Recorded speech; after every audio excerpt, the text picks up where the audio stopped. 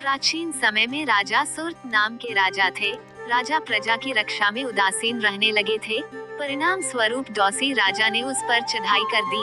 सुर्त की सेना भी शत्रु से मिल गई थी। परिणाम स्वरूप राजा सुर्त की हार हुई और वह जान बचाकर जंगल की तरफ भागा। उसी वन में समाधि नाम का एक बनिया अपनी स्त्री एवं संतान के दुर्व्यवहार के कारण निवास करता था। उसी वन में बनिया समाधि और राजा सुर्त की भेंट हुई। दोनों का परस्पर परिचय हुआ।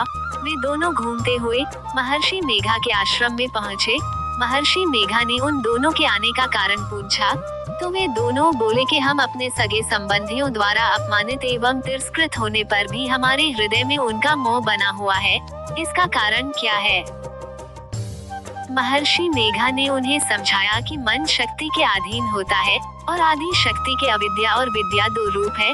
विद्या ज्ञान स्वरूप है और अविद्या अज्ञान स्वरूप। जो व्यक्ति अविद्या अज्ञान के आदिकरण रूप में उपासना करते हैं, उन्हें वे विद्या स्वरूपा प्राप्त होकर मोक्ष प्रदान करती हैं। इतना सुन राजा सुर्त ने प्रश्न किया, है महर्षि, देवी कौन है?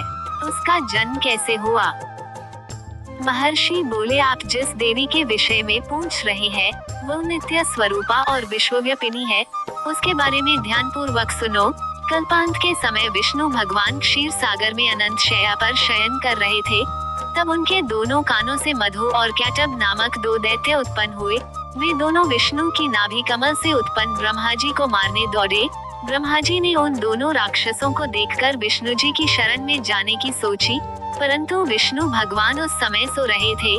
तब उन्होंने भगवान विष्णु को जगाने हेतु उनके ननों में निवास करने वाली योग निद्रा की स्तुति की। परिणाम स्वरूप तमोगुण अधिष्ठात्री देवी विष्णु भगवान के नेत्र, नासिका, मुख तथा हृदय से निकलकर ब्रह्मा जी के सामने उपस्थित हो गई। योग निद्रा के निकलते ही विष्णु भगवान उठकर बैठ गए। भगवान विष्णु और उन राक्षसों में 5000 साल तक युद्ध चलता रहा। अंत में मधु और कैटब दोनों राक्षस मारे गए। ऋषि बोले, अब ब्रह्मा जी की स्तुति से उत्पन्न महामाया देवी की वीरता तथा प्रभाव का वर्णन करता हूँ, उसे ध्यान पूर्वक सुनो।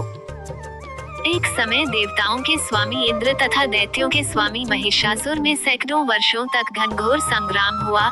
इस युद्ध में देवराज इंद्र की पराजय हुई और महिषासुर इंद्रलोक का स्वामी बन बैठा। अब देवतागण ब्रह्मा के नेतृत्व में भगवान विष्णु और भगवान शंकर की शरण में गए। देवताओं की बातें सुनकर भगवान विष्णु तथा भगवान शंकर क्रोधित हुए।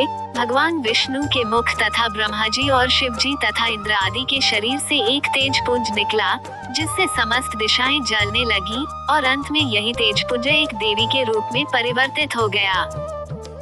देवी ने सभी देवताओं से आयुध एवं शक्ति प्राप्त करके उच्च स्वर में अट्टहास किया, जिससे तीनों लोकों में हलचल मच गई।